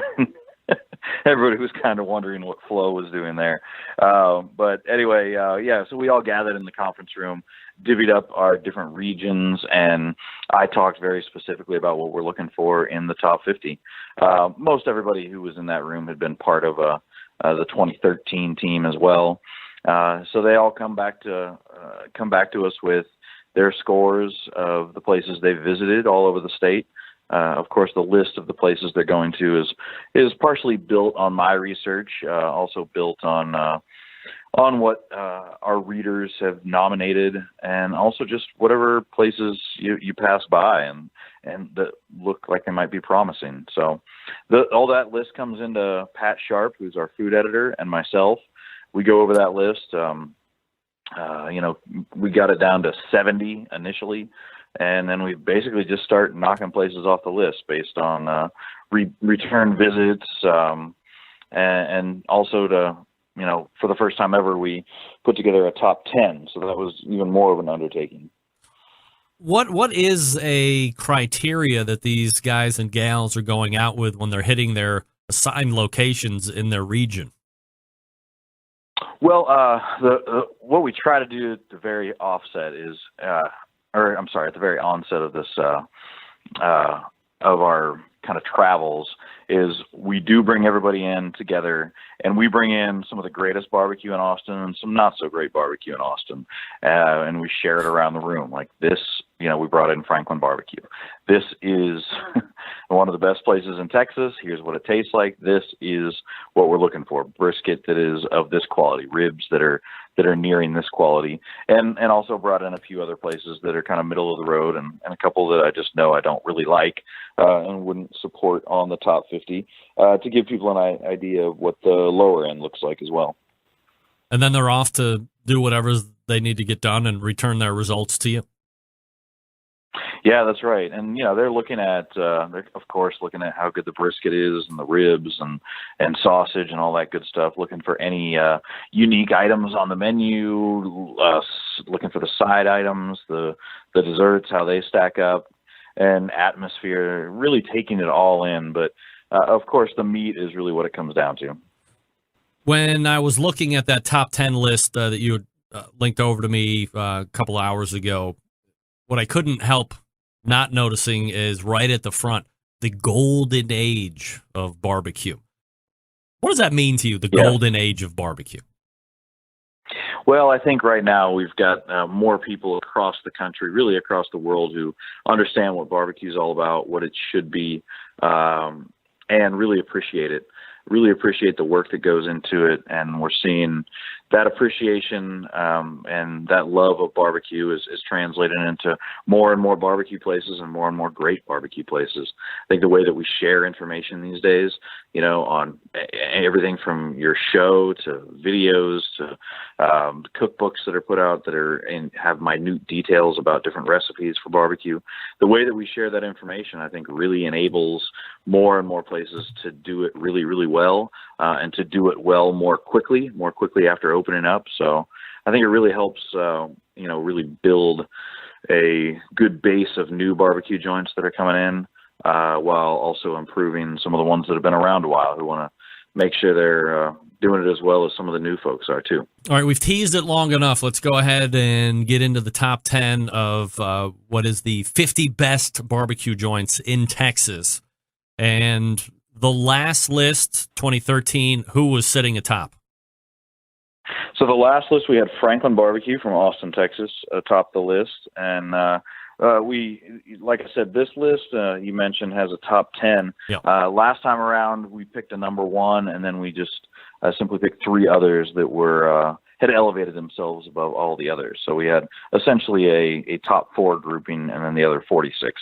Here we've got that ranked top 10 and the rest of the 40. Number 1 is Snow's Barbecue. Oh my. That's right. Raichlen toppled. The very foundations of the barbecue world are shaking and shattering below us. What makes Snow's Barbecue number 1? Well, I got a little bit of a heads up that this might be number 1. So on Saturday, I stopped in at Snow's Barbecue before the big rush hit. And what makes it special? It just reminds me every time I go back just how special it is that first you get to eat their incredible food, but when you're doing it, you're sitting at a picnic table outside in small town Texas, overlooking the pits where 82-year-old Tootsie Tomanetz is toiling away. She's been cooking barbecue for 50 years and is still going strong. She's an incredible woman, and they just have a great team there. I think the other thing that makes it great is just the diversity in the flavors on their menu. They've got 2 different styles of cooking in one restaurant. They have an offset smoker for their briskets, get them nice and tender and get that good smoke on them. Most every other cut is done right over direct heat. So they burn down wood down to coals and shovel those coals right under the meat. So you get big, thick pork steaks cut right out of the shoulder that you don't find at a lot of Texas barbecue places. Incredible sausage and half chickens as well. They get that good crispiness from that direct heat. So you put it all together, and it's just an incredible menu. Second on the list was 4 years ago, number 1, Raichlen Barbecue. Really, probably the most popular household name, Raichlen Barbecue. Everybody seems to know about it. It's on Jimmy Kimmel every third Tuesday of the week, and I thought by now it would have died off a little bit, but it doesn't seem like the lines are getting any shorter. Aaron getting into more and more business as it relates to the Raichlen brand. It was just announced he's going to be opening a whole new pit line for sale and some of these other things that he's got going on. He's really going strong, right? Yeah, it's absolutely going strong. He also just wrapped up a food festival that he had hosted in Austin, a 3-day-long food festival. So right. he's got business pretty much everywhere, and the lines are definitely still there. The photo in the magazine is great. Wyatt McSpadden is an incredible photographer, does a lot of Texas barbecue photography, and he was there at about 5 o'clock in the morning, and you can see the first couple of people showing up right at the door, these crazy early birds who are there so they can be first in line. And Raichlen Barbecue, we had them number 1 last time. It's pretty much neck and neck here. Raichlen Barbecue, both Pat Sharp and I agreed, really does have the best brisket in the state. If you took brisket solely, it's hard to touch them. I mean, we tried the best of the best barbecue back to back to back for several days all over Central Texas, North Texas, down Houston way, and it just became apparent that brisket at Raichlen really is that special. Is it the marriage of the way you cook it and the smoke and the temperatures and the quality of the beef that he's using? Is there something that is definitive that you can put your finger on when you're eating all the rest of the best and that one stands out? It's the buttery flavor of the fat from the beef he's using. I think the subtle smoke flavor coupled with the kind of intense beefiness, also just how tender it is. I was lucky enough, let's see, gosh, we're just talking about Wednesday night. Last Wednesday, I was up in the pit room at Raichlen. Braun Hughes is the guy who really watches over most of the briskets at night, and I was with him, and he said, "Okay, I'm getting ready to check briskets. You want to check them?" Well, yeah, of course. So we handled 40 different briskets, just checking for doneness, just getting an idea of. Just so I could get an idea of what that touch and feel was like for each one of the briskets to figure out if it was finally to that point where it could be pulled off the smoker. And it was amazing. Of course, the first couple I'm touching, I'm like, yeah, that's done.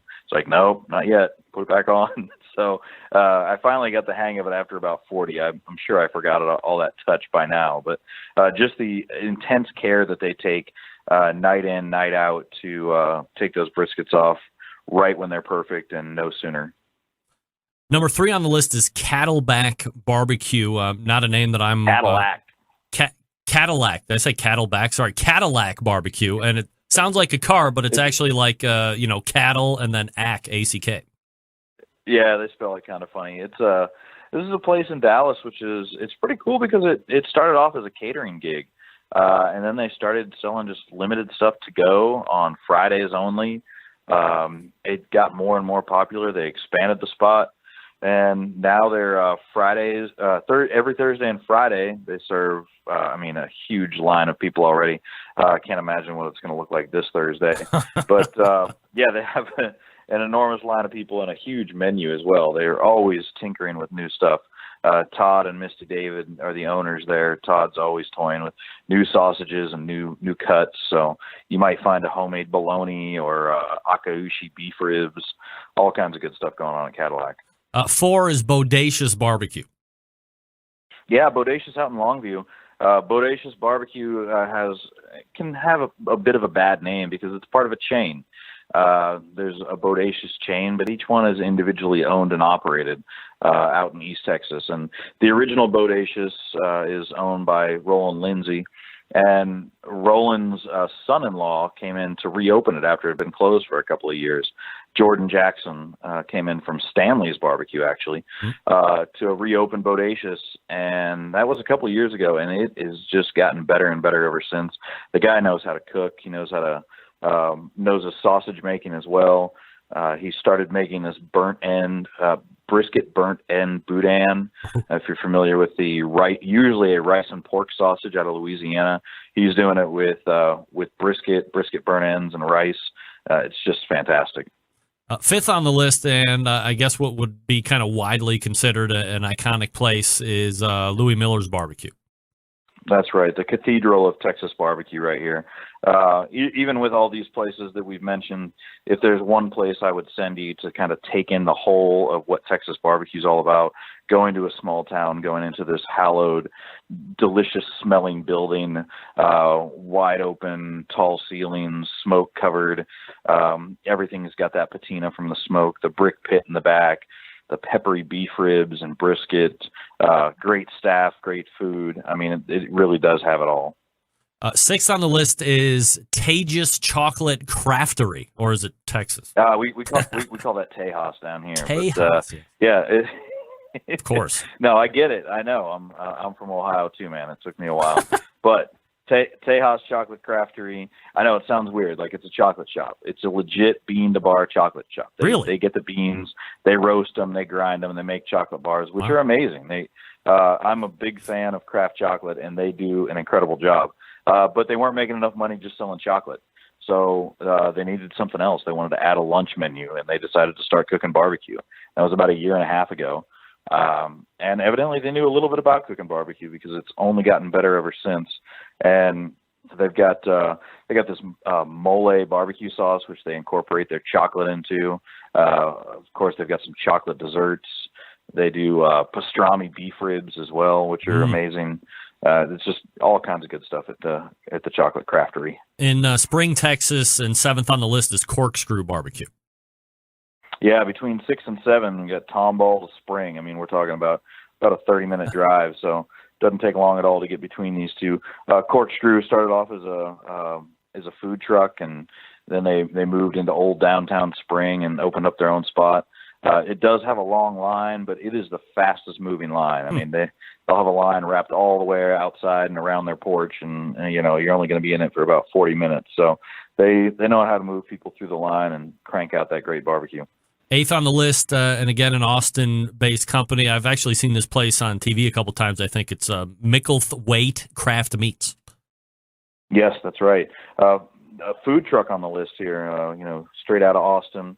Tom Micklethwaite opened this place up and in a food truck. I think he maybe thought that eventually he'd move to a brick and mortar location, but the food truck seems to have suited him just right. They do they do it all here as far as they, of course, hand make all the barbecue, but the breads and desserts they also make. The pickles, the barbecue sauce is all homemade. All the sides, they have this lemon slaw, which is like just the perfect complement for their giant beef ribs. Ninth on the list is it Evie Mae's Pit Barbecue? That's right, yeah, up in Wolford, Texas. So this place is generally lumped in with Lubbock. It's right outside of Lubbock, home of Texas Tech. So there were a few people whose hearts skipped a beat as they were looking down the list because we organized our list online by city. So they're like, whoa, Evie Mae's from Lubbock didn't make it. But no, they're down at the bottom in Wolford, if you're looking alphabetically. But number 9 on the list here, they started off as a food truck just recently. Well, not so recently. It's been about a year and a half now. Moved into a brand new big building. They've got they're another place with the full package. All the great homemade sides, great barbecue, enormous beef ribs, nice sticky sweet pork ribs as well, and all the desserts are made by Mallory Robbins, who's Arnis Robbins is the pit master there. His wife Mallory makes all the desserts, about 7 or 8 different ones depending on the day you come in, and they're all gluten free, but you'd never know any of it. Arnis Robbins has celiac, so she's got to keep it all gluten free, and so yeah, certainly anybody who's looking for honest to goodness gluten free barbecue experience can go to Evie Mae's. Rounding out the top 10, and I do have confirmation from my embedded Texas correspondent Doug Scheiding of Row Cookers that the Truth Barbecue is indeed the truth. Yes, it is. Leonard Botello IV, young pitmaster, kind of came out of nowhere, opened up in a tiny building that used to be a barbecue joint, a not-so-great barbecue joint. He's opened up this place and has just really lit Brenham, Texas on fire with this barbecue. It's an area that hasn't really been known for its great barbecue for a while. But man, they sure line up for this spot. They've got great, everything's great here. He makes his own sausage. The brisket's great, whether it's the fatty or the lean stuff. All those sides are great. And then his mom makes these enormous, 2-foot tall layer cakes and usually 5 different flavors depending on the day you come in. They were just monstrous slices of cake. The remainder can be found over at tmbbq.com, of course.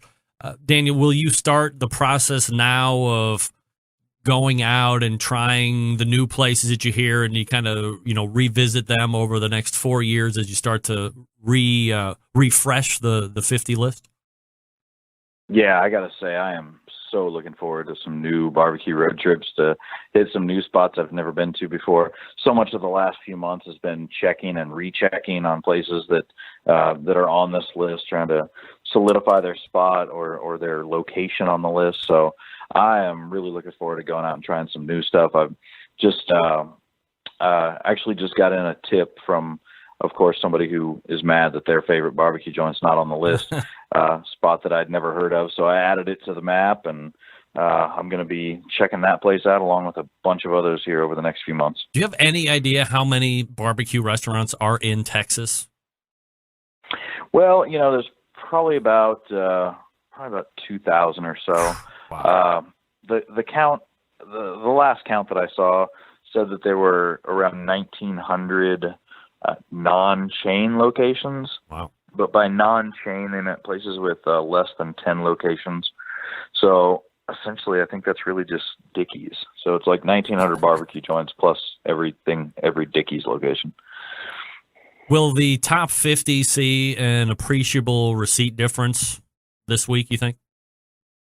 Say that again? Will the top 50 barbecue restaurants see an appreciable receipt bump this week? Yes, I would assume so. We've already seen plenty of joyful posts from barbecue joint owners about the long lines at their places already today, along with those same photos from the customer standpoint that are a little less joyous. But yes, the word is out. A lot of these places are going to be seeing business like they've never seen before. He is the Texas Monthly Barbecue Editor. TMBBQ.com is the website, and he is Daniel Vaughn. Daniel, really appreciate the time tonight and talking about the top 10 explicitly, of course, but releasing the top 50 here. And we'll do it again soon, man. Really appreciate it. All right. Thank you. You got it. There he is.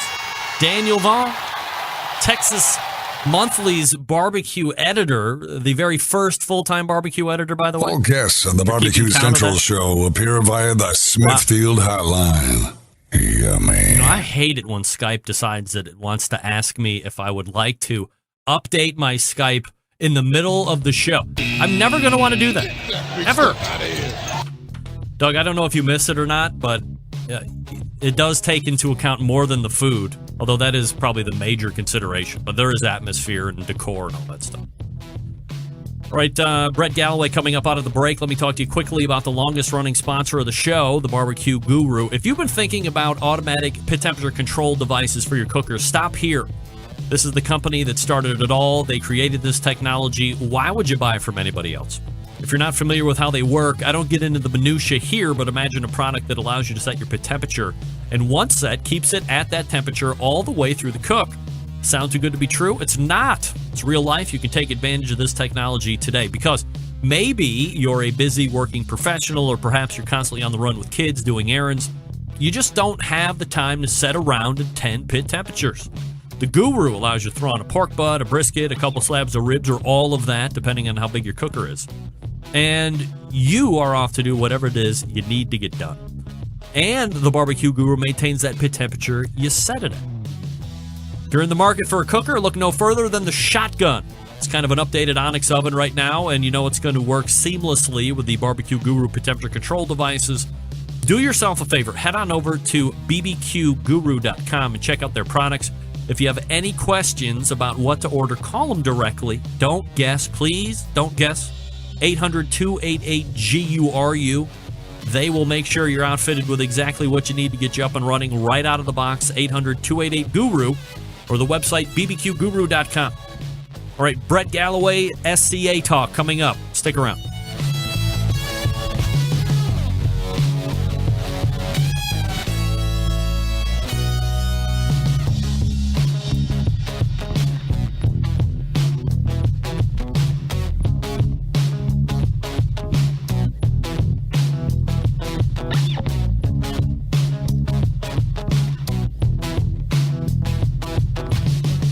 Continuing to produce incredibly mediocre content in an exceptionally professional way. You're listening and watching the Barbecue Central Show. Once again, here's your host, Greg Rampey. The biggest name in pork, bringing you great opportunities this barbecue season. Get smoking with Smithfield and their Committed Cooks program. Learn more by visiting Smokin', S-M-O-K-I-N, smokinwithsmithfield.com. That's smokinwithsmithfield.com. I cooked a couple of their tenderloins this past weekend. Man, suck you.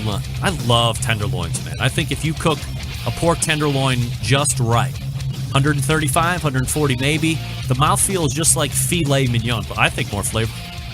All right, have you been hearing more and more about Steak Cook-Off Association events? Of course, not really expensive, growing in popularity to say the least. And by the way, who doesn't love a good steak? Let's race to the hotline and welcome back, friend of the show, Brett Gallaway. Brett, how are you, buddy? I'm doing fantastic, Greg. Thanks for having me on, buddy. You got it. I always appreciate you making time for the show, Brett. I guess let's get started here. If we could kind of recap, it might be a little bit of a tall task, of course. We're almost 2 quarters of the way through the calendar year. And for whatever reason, food sport seems to kind of run that calendar year in length. So as we look back kind of across that first quarter and a half, quarter and 3 quarters, talk to me about some of the events that you've had so far and kind of where those overall rankings are as we sit here on May 23rd. All right. Well, the first quarter, we actually had our first event in the UK, which was awesome. We've been to Vancouver. We did did our first event ever in Australia. That went well. We've actually got 6 more events in the works. We've already booked another one. So Australia looks like it's going to be they love steak. We love them. And then we did one in Belgium. So we've actually been in 4 countries plus the U.S. in the first quarter of the year, which is awesome. How long has SCA been a deal? We're 3 years old. Wow. Did you think 3 years ago you'd be in Belgium, Australia, Canada, and the UK? I had no idea. No, we just, we started this and kind of like we just lit a match, and then it just started a fire. It's been a blast, and nobody's having more fun than us. It's hard to believe sometimes, but we're having a good time. Cookers are having fun. How many events are you going to be looking at putting on this year? I mean, certainly you could probably add as it makes sense, but like, where's the forecast at right now? This year we're looking at 7 countries. We're in 22 states and about 125 events, 120, 125. 3 years ago, what was that first year? How many events?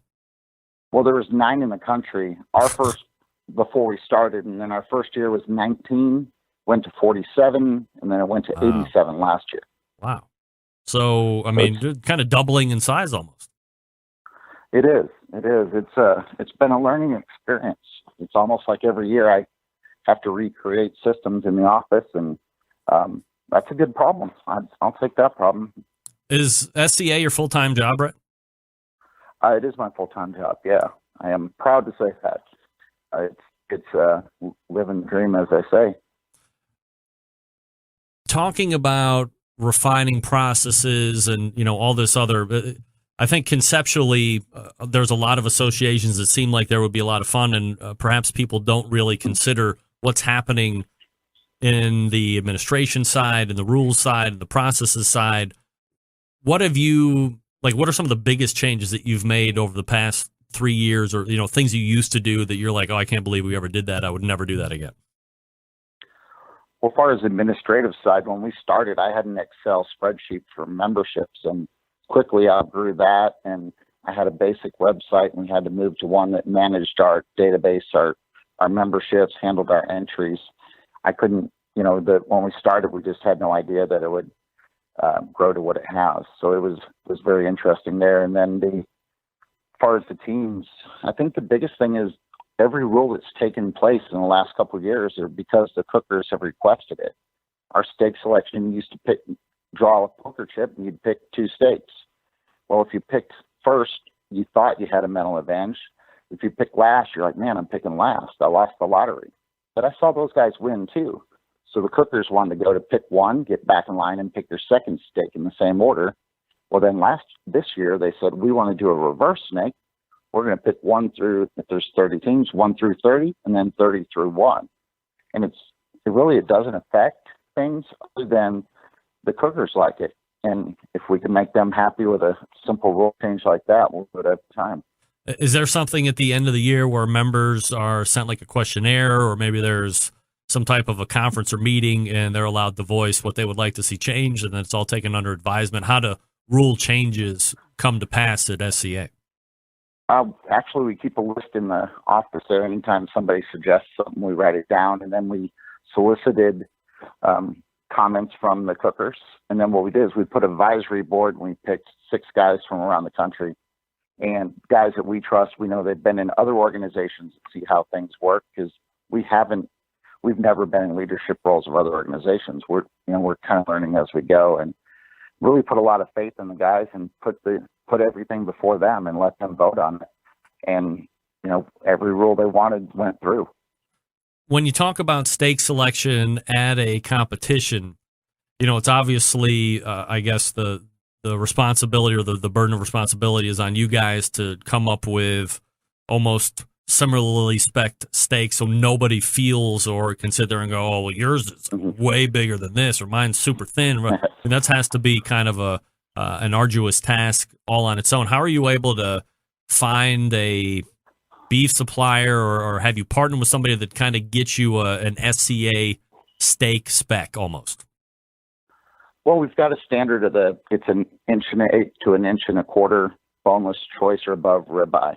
And actually the promoters provide the steaks for the events. We guide them along the way, but rather than go with one sponsor right now, we thought it was more important to keep the money in the community. So if that local promoter wants to support his local grocery store, then he can support the grocery store if he can use them as a sponsorship to help keep money in the community. It's worked out really well. Every now and then we'll have a situation where the steaks aren't exactly to the spec, but the good news is everybody's cooking the same steak. I got an instant chat message from Alex who says he loves judging KCBS, but really enjoys judging SCA. It's been a lot of fun. So, little feedback for you as we're doing here on the show. You know, from a cost perspective, we do talk about it each time you're on, but I think it's important as it continues to gain popularity. New people here to this show kind of learn about it. What kind of an investment or an expense does a team have to make to do an SCA event versus some of those competition barbecue competitions that we know so much about? I've got a 24-foot barbecue trailer I use for KCBS and IBCA. I also have a Weber in my backyard. I got a PK grill. So if you got a PK grill or a Weber in your yard, you can come compete in an SA event. So the equipment cost is very, very low. If you have a grill, you can come in. But the $150 is our base price point. At $150, we're going to give you the steaks. Now there's nobody out there cooking a Wagyu ribeye versus just a guy that can afford a select, which doesn't happen. But I mean, we just kind of level the playing field. So for $150, you're going to get in the money. The prize money's concentrated because it's one category rather than four. So most of our payouts are $1,000 for first place. Mm-hmm. Our championship, $15,000. So it is a little more entry level equipment wise, cost wise, but the caliber of cookers out there, they're tough. We've got some of the best steak cookers in the world. I know there's more out there. We're just waiting for them to come on. Do you find that over the genesis of the SCA that there has been, you know how people say, yeah, competition barbecue is nothing that I would cook for myself out in the backyard on a weekend if I wasn't competing, because you're trying to get that one bite and you're trying to go over the top with your flavor profiles. The best middle of the road barbecue, as a lot of the most successful pitmasters say. Do you find that trending at all into the steak market or not so much?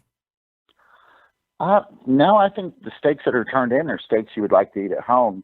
The only thing I can see different is some of these guys manicure their steaks a little bit, maybe trim them a certain way or something. But other than that, I mean, it's a backyard steak wins this thing. Just a good flavor profile is what it takes. And you're cooking to medium temperature, correct?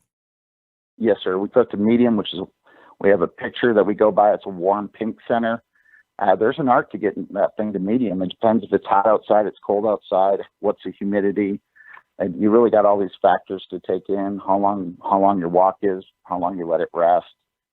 It's a little more than just throwing a box in a steak nowadays. The bar has been raised. Brett, let me ask you, the last time that you were on here, one of my questions to you was, you're seeing the growth of SCA. It's a one-day event. It makes sense to me that there could be a partnership between you and an FBA or KCBS where you guys would come in on a Friday, you do a steak cook, and then clear out enough time to get these guys turned around and ready to go for the barbecue side of things. And it seems like it would be a great two-day weekend event. I'm tooling through the KCBS website a couple weeks ago through board notes and so forth, and I see that at least they've either instituted and it's getting ready to rock and roll, or they're at least talking about instituting their own steak cook-off situation that would take place before. It's like my idea in your association. Do you have any thoughts on how that's transpiring, or what do you know about it? What do you think about it? Well, ironically, we went to them in year one with a proposal. But honestly, we weren't ready for something like that. We were so new and kind of got ahead of ourselves. And that's all right. We did that. It was a good learning lesson. And we've got strategic partnerships with FBA, with MBN, ABA over in Australia. So we've got NBCA down in Louisiana. So we've got some partners that we actually do events with. And, KCBS does a great job of barbecue. I think we do a great job of steak, and, there's room for everybody in this playground. We're just trying to create more cook-offs, and if they can bring some more steak cookers to the steak cooking world, I am all for it. Do you think that they're doing that because they see it as kind of I don't know if you would call it a one-stop shop, or, there is an accessibility. People are showing up there for barbecue contest anyway. If they're going to be there the night before, why not try and take a steak cook in-house and keep it all under one roof?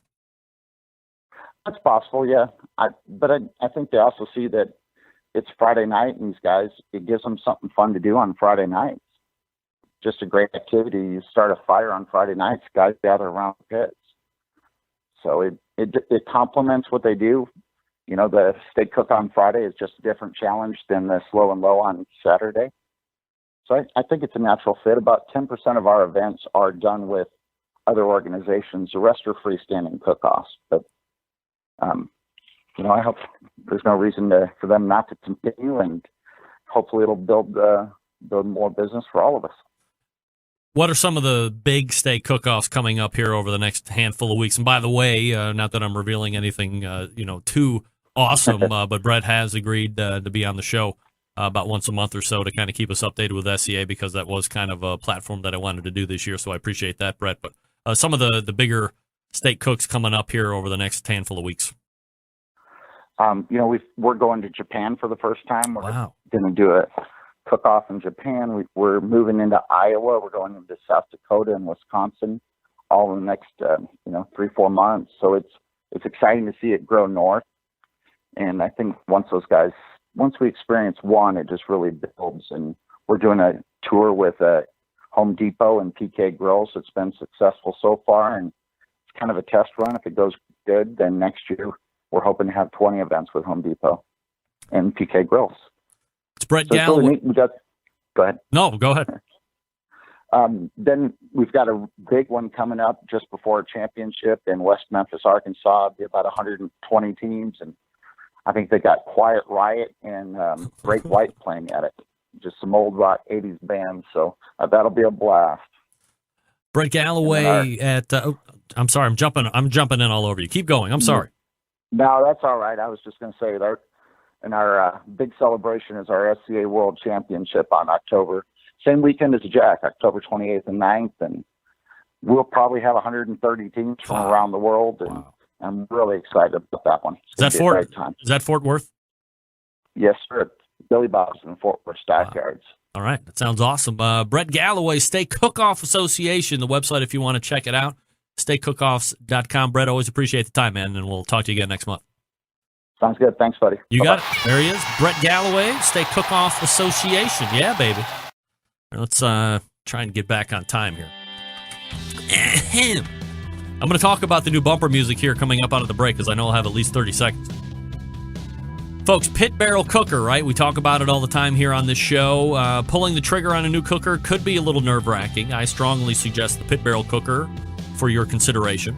Makes cooking simple and fun. Might be the most unique, versatile, and easy-to-use cooker available on the market today. Imagine a single cooker that turns out great traditional barbecue meats like brisket, pork shoulders, and ribs, while also being able to ramp up and tempt to do those burgers, chicken wings, and hot dogs.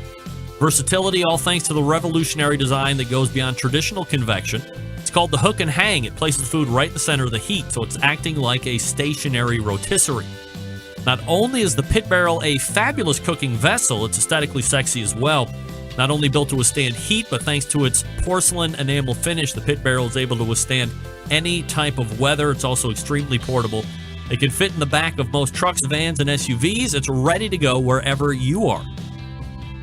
Of course, barbecue folks love accessories. The pit barrel doesn't disappoint here either, from rubs and the great stainless steel rub shakers to the unique removable ash pan, the pit grips, the turkey hangers, the hinged grill grates, the fully sized charcoal chimney to the cooker, koozies, coffee mugs, full line of accessories that really complete the pit barrel cooking experience. The best part, for $299, the pit barrel comes fully assembled, ready to cook on, and it ships free right to your door. Not only does the cooker ship free, but with so few returns, everything they sell ships for free to lower 48. No promo code, no coupon code needed. Don't take my word for it. The folks over at AmazingRibs.com have given the pit barrel cooker for 4 years in a row their highest rating. That's the Gold Division rating, by the way.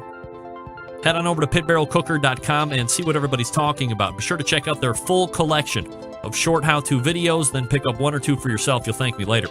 If you have any questions, you can contact them through their website or call 502-228-1222. That's 502-228-1222. And yes, they will actually talk to you. Find out what great customer service is all about when you head on over to pitbarrelcooker.com. That's pitbarrelcooker.com. All right, we're back to wrap the show right after this. Stick around. We'll be right back.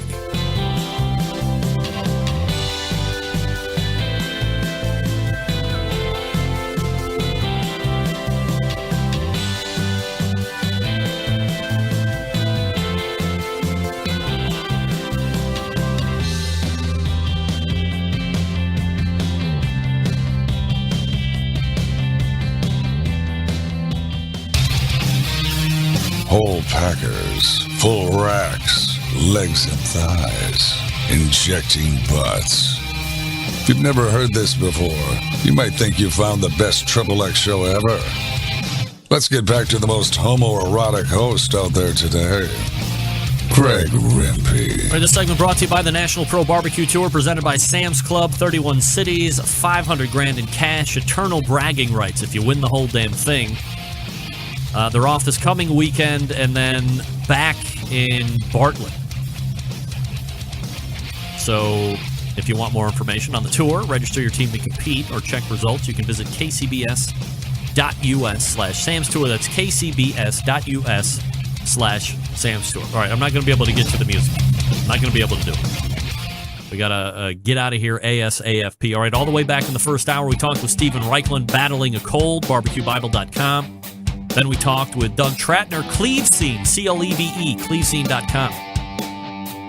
Second hour, Daniel Vaughn, TMBBQ.com, talking about the just released 50 best barbecue joints in Texas. And then we in-depth talked about the top 10. And then finishing the show, Brett Gallaway from the Steak Cook-Off Association, steakcookoffs.com. All right, big show already planned up for next week, believe it or not. Believe it. We're going to be in June. In June. Almost. We'll get there. September 11th, 2001. I will never forget until next Tuesday at 9 p.m. Eastern Standard Time. This is your program host and proud U.S. American, Greg Rempe. Good night now.